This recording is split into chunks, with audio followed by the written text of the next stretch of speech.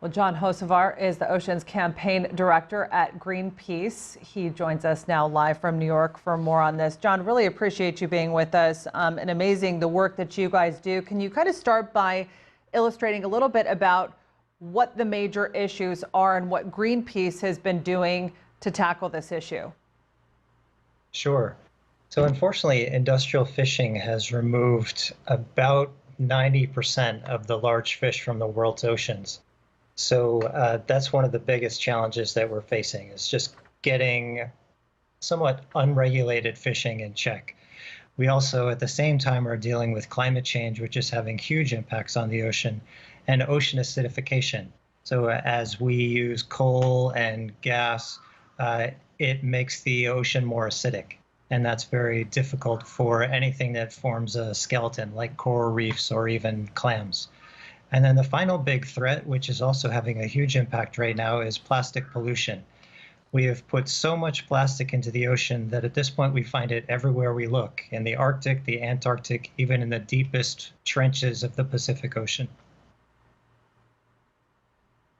So, if I'm correct, Greenpeace had launched a campaign to do some or maybe more of what the UN is trying to do now. Why did that fail? Well, it really just takes a little bit of time. I think the positive thing is that we have built enormous momentum. Over 2.5 million people now have called on the United Nations to take action. We were hoping to see more progress in the Antarctic Ocean last year, but now we have an opportunity to accomplish really significant things at a global scale here through the United Nations. So it's actually a pretty exciting time. There's real hope. What would exactly go into this treaty, and how much support do you think that there is for enforcing some of these concrete actions that need to be taken to protect the world's oceans? Great question. One of the strongest tools that we have to protect our ocean, to protect biodiversity, to rebuild depleted populations, and to increase the resiliency of our oceans so they have a better chance to survive climate change, ocean acidification, and plastic pollution, is to create a network of ocean sanctuaries.